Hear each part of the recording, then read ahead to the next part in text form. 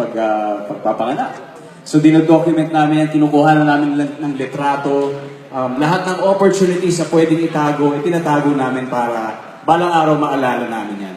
And then dumating yung araw na yun, at 5 a.m. noong November 23, 2015. So, ginawa ko, hinanda ko lahat ng posibleng pwede kong gamitin na technology para ma-document itong napakahalagang occasion, napakahalagang moment ng buhay namin.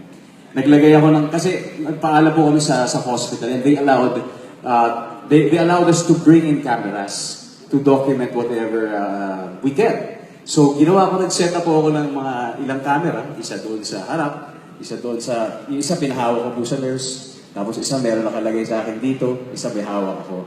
Because I wanted to experience, I wanted to see, and I wanted to document that very important occasion in our lives. And so, it happened. So, nag-ano pa kami, nag-seminar pa kami. But anyway, yung tinatawag na push towards the end. So, ang role ng mga asawa na nandun, bukod sa nahihimatay, ay dapat nandun sila para alalayan ang kanilang mga asawa. And the magic word is, push! And of course, kaya mo yan. So, yung una, dumating na yung push! Siguro mga ilang, towards the third push, pasakit na ng pasakit yung kapit sa akin. Hanggang sa yung mga ibang sinasabi ko na ay, kaya mo na yan, you can do it, let's go. And on the 16th push, alam kong ito na yon. And on the 17th push, I witnessed a miracle.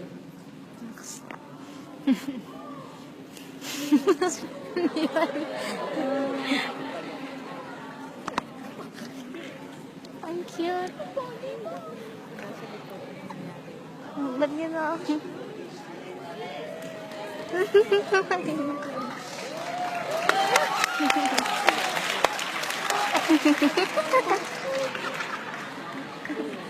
Yung orchestra kasi. I witnessed a miracle. Something that I have been waiting all my life. Waiting for all my life. But you know what? I did not turn on the cameras. Because I felt during that moment na gusto ko maging selfish, na ako lang makakita.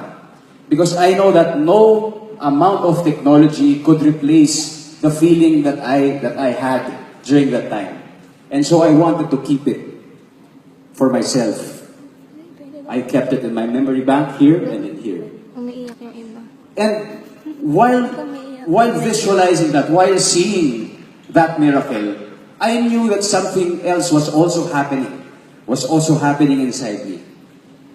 This same feeling that I felt when I saw the scene of Inigo when he was in River Cantonel. The scene turned out to be that he was there bathing, and then he saw a little boy. And then this little boy sat